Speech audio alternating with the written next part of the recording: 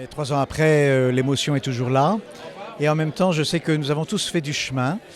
Nos chemins sont des fois parallèles, des fois un peu séparés, des fois très proches. Et ici, on se retrouve vraiment en communion.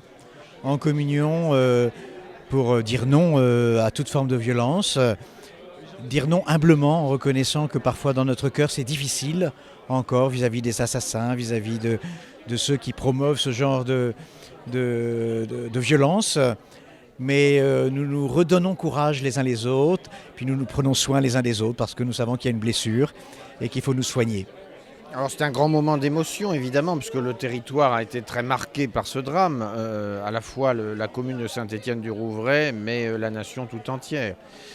Et donc il y avait aujourd'hui ce moment de recueillement, cette messe conduite par l'archevêque de Rouen, mais ensuite cette cérémonie républicaine où nous étions toutes et tous réunis.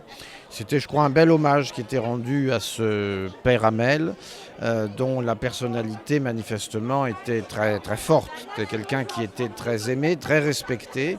Ça nous rappelle aussi la persistance du phénomène terroriste. Je rappelle que nous restons, au niveau des services de l'État, mobilisés, qu'il y a toujours une situation de tension au plan national et international, que le terrorisme est une réalité et qu'il nous faut évidemment lutter contre ce fléau. Comme j'ai pu l'exprimer dans mon discours, je pense qu'au niveau de notre pays, il faut réaffirmer la place des institutions, en particulier la place des communes, comme participant de façon très forte au maillage du territoire, en réponse à des préoccupations de vie humaine.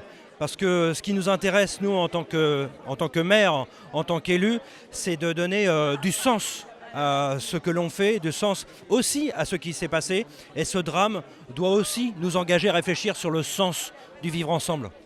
Moi je suis ravie, mais j'en doutais pas, de voir que nous n'avons pas oublié le père Hamel. C'est un drame qui a touché non seulement Saint-Étienne-du-Rouvray, mais la France entière. Moi j'ai grandi à Saint-Étienne-du-Rouvray, mes parents y habitent toujours, ma famille y habite toujours. Et comme vous le constatez, toutes les communautés religieuses sont réunies, la société civile est là, les autorités sont là.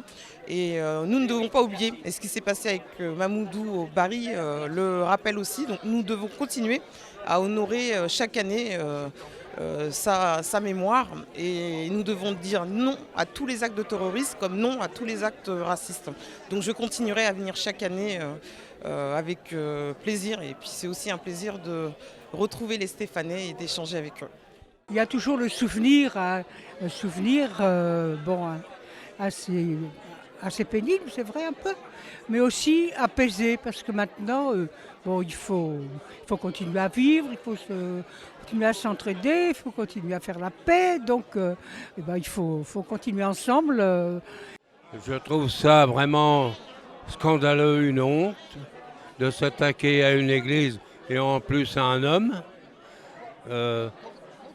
Vous savez, aujourd'hui, je dis, j'espère que ça ne va pas se renouveler parce que c'est vraiment triste de voir ça dans notre commune.